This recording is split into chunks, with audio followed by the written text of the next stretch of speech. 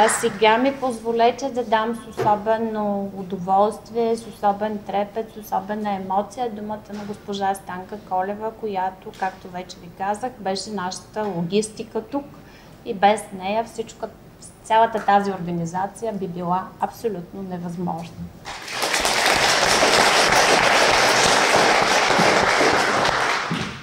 Здравейте на всички! Много се радвам, че сте при нас в красивия град Кавала.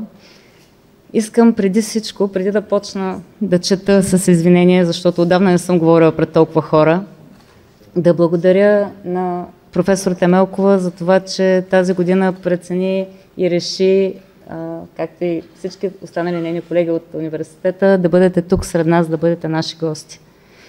Много се радвам, надявам се да има успех Академията. Искам да ви поздравя от името на нашето дружество, от името на нашия председател Анелия Христова, от моя име като директор на Българското училище в Кавала и от името на госпожа Генка Падополу, която до сега превежда. Тя е директор на Българското наделно училище Свети Иван Рилски в град Комотини.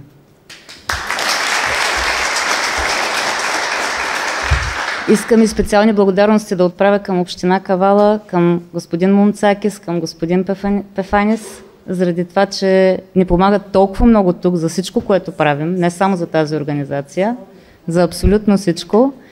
И се надявам още дълги години да може да работим заедно. Благодаря ви.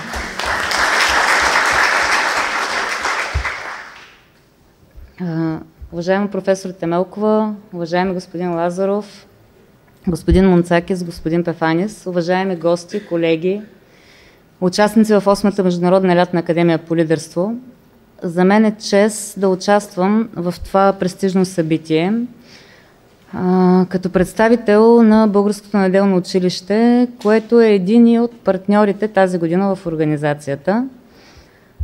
Днес искам да поговорим за една тема, която е в сърцето на съвременното образование, или по-точно как българските университети могат да бъдат водещи, да станат лидери в епохата на изкуствения интелект. Значи, тема, която от доста време вече се говори по нея. Същевременно все още мисля, че не сме готови нито на университетско равнище, нито в училищата. Не само в България, а навсякъде.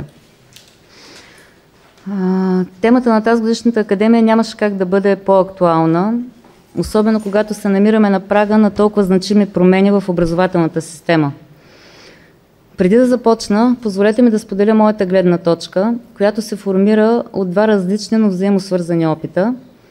Преди 10 години аз бях преподавател в Университета за национално и световно стопанство София, във време, което изкуственият интелект беше научна фантастика за повечето от нас.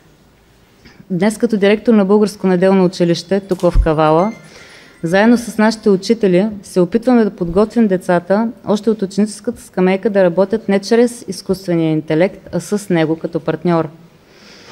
Тази еволюция в моята професионална траектория от академичната среда до практическата образователна работа с български деца в чужбина ми дава уникалната възможност да видя как се е променило образованието и към къде се насочва то в бъдеще. Преди, лидерството чрез образование се основаваше на съвсем различни фактори.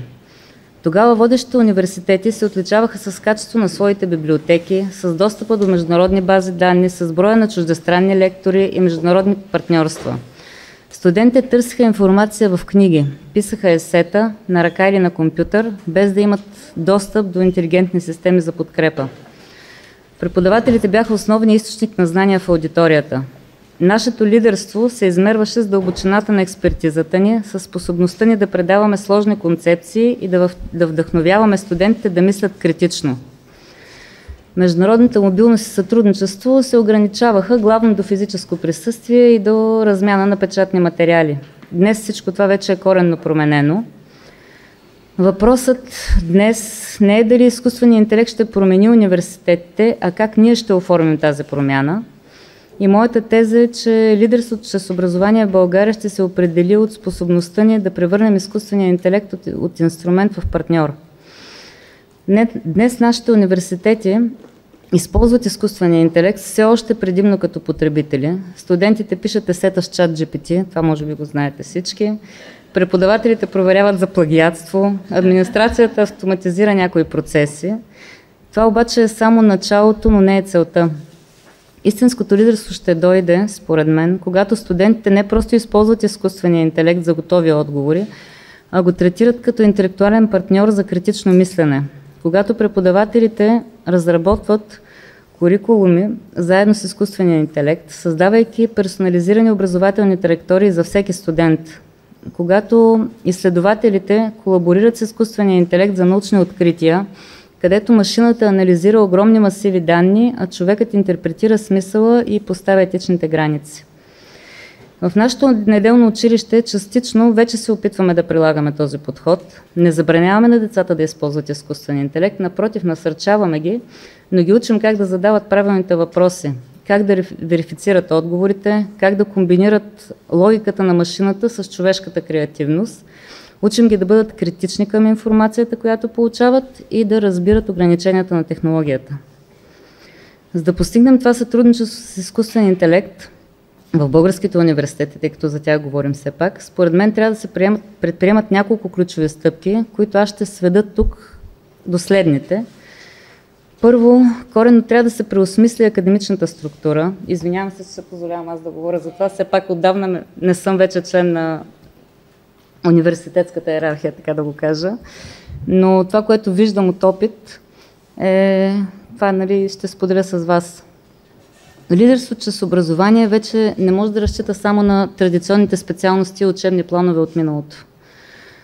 Епохата на изкуствения интелект изисква нови специалности, които обединяват две или повече области в едно цяло, създавайки професионалисти, които на влизането на изкуствения интелект подсказват, че са необходими като висшисти. Второ, за мен трябва да се инвестира в цифрова грамотност. Не само как да използваме изкуствения интелект, а как да мислим заедно с него. Това означава нови курсове по критично мислене в дигитална епоха, етика на изкуствения интелект, методологии за проверка на информация.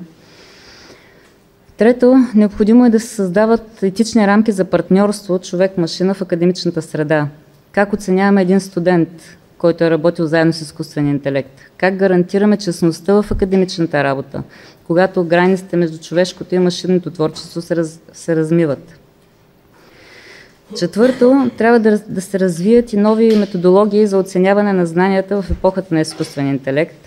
Традиционните изпити и есета вече стават съвсем неподходящи.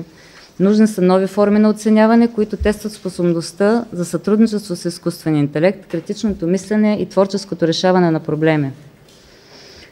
България има силни традиции в математиката, информатиката, инженерните науки. Вие сте един университет, който е един от лидерите в тази област.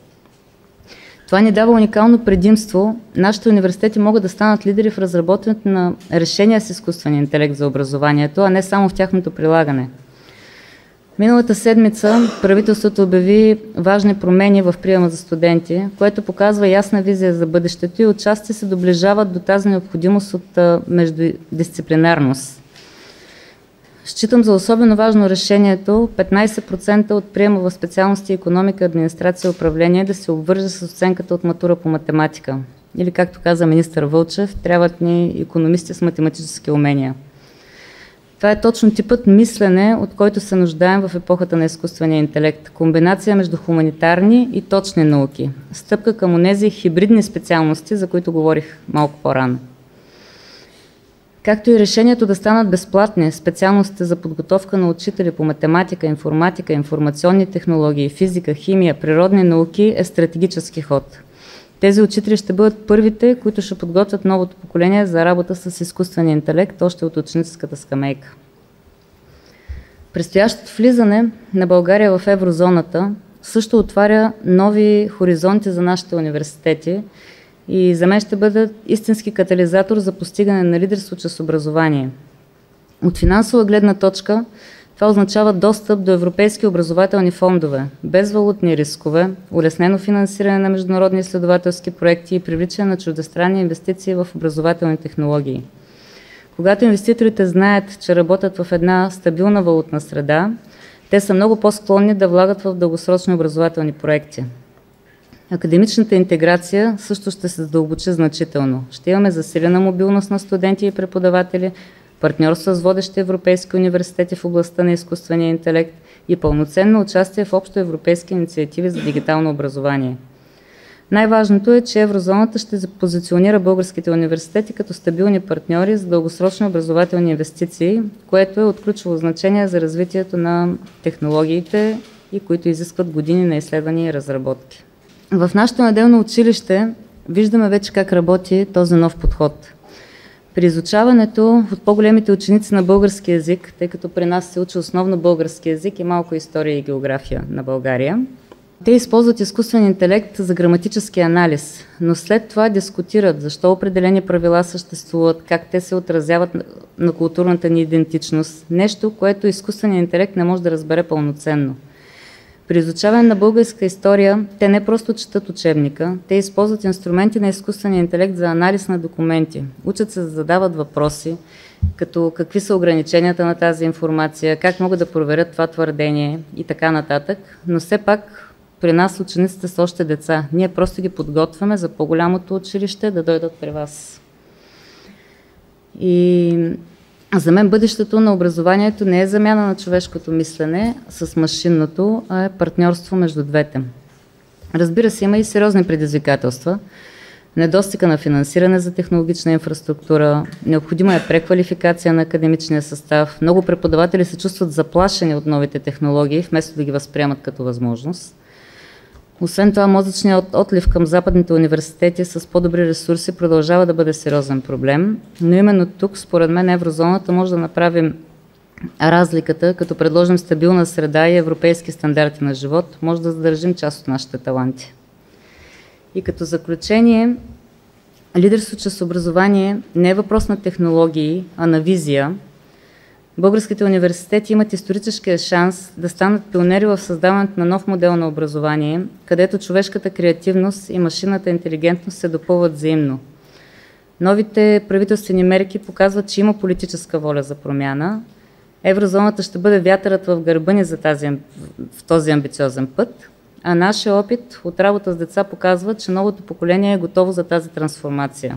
И призовавам всички ни, преподаватели, администратори, политици, да не се страхуваме от промяната, а да я оформим според нашите ценности и визия. Лидерството чрез образование е в нашите ръце и време е да го заявим смело пред Европа и света. Благодаря за вниманието.